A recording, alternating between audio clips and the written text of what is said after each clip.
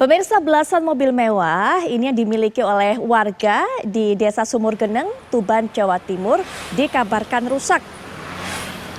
Belasan mobil yang baru saja dibeli oleh warga tersebut rusak setelah mengalami kecelakaan.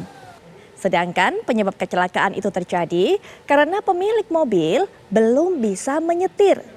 Seperti diketahui, belasan mobil baru itu dibeli beramai-ramai oleh warga setelah mendapat pencairan dana hasil penjualan tanah mereka kepada Pertamina.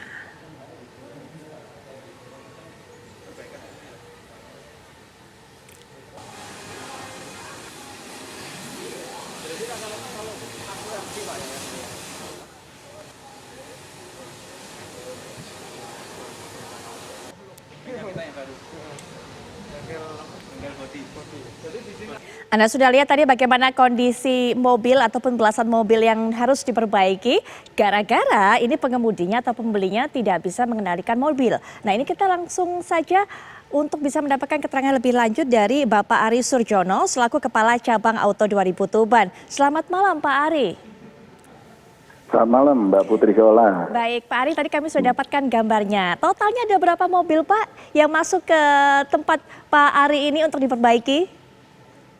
Hingga saat ini sudah masuk 15 unit Mbak Putri. 15 unit, mungkin boleh tahu Pak mobilnya apa Betul. saja dengan kisaran harga berapa?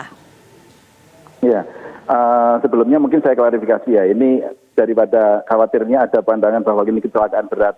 Bahwa ini sebenarnya adalah kecelakaan ringan yang disebabkan oleh penggunaan kendaraan mungkin yang masih belajar ya. Kalau kita lihat, perhatikan kondisi jalan di sana, itu relatif sempit sekali memang akses-akses masuk ke rumah, kemudian di jalan-jalan. Sehingga kalau tidak terlalu mahir, memang ada potensi yang cukup besar untuk terjadi baret ataupun serempetan. Kalau untuk kendaraan yang masuk, kebanyakan kalau urutannya dari RAS, kemudian yang kedua Innova yang masuk ke sini.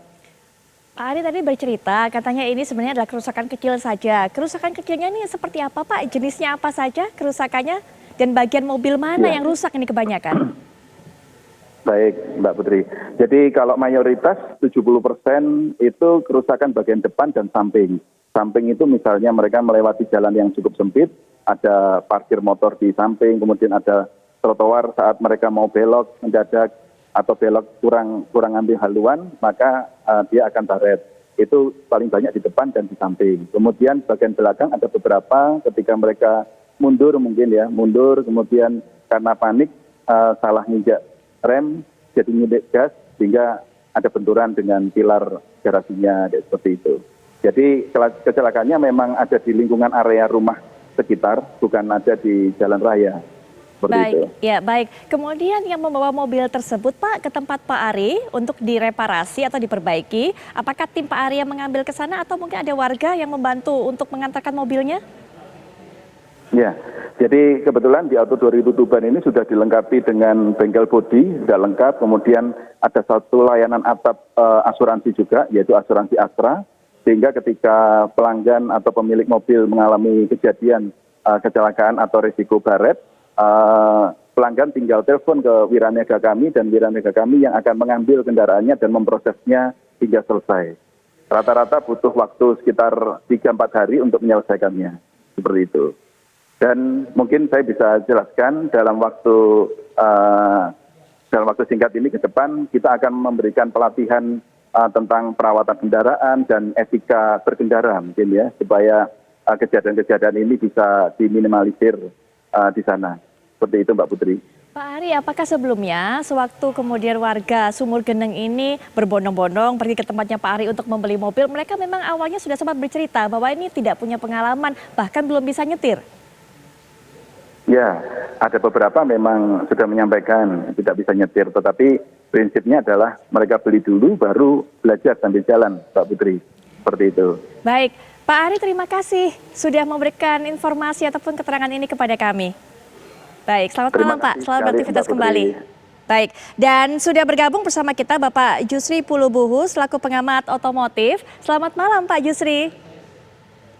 Mbak Putri, semoga sehat selalu semuanya. Baik, alhamdulillah sehat selalu Pak Jusri. Pak Jusri, ini bagaimana melihatnya? Masyarakat Ketiban durian runtuh, mendapatkan uang begitu banyak yang beli mobil tapi sebenarnya pada dasarnya nggak bisa nyetir. Akibatnya kita lihat ini memang kalau sempat tadi mendengarkan Pak Ari bercerita yang merupakan pemilik bengkel di sana, tidak ada kecelakaan yang terlalu berarti. Jadi hanya lebih kurang baret ataupun bemper penyok dan sebagainya. Tapi kan kalau Anda kata dibawa ke jalan besar juga berbahaya ini Pak. Betul. Jadi dari perspektif road safety, keselamatan, saya memandang fenomena ini seperti sebuah fenomena yang menjadikan sebagai indikator bahwasanya mengendarai kendaraan itu tidak hanya membutuhkan keterampilan saja.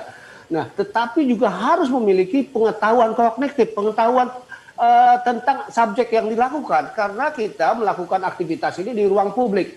Jadi fenomena ini adalah indikator dari masyarakat yang selalu menganggap remeh berkendaraan. Mereka berpikir bahwasannya mengemudi itu soal keterampilan semata.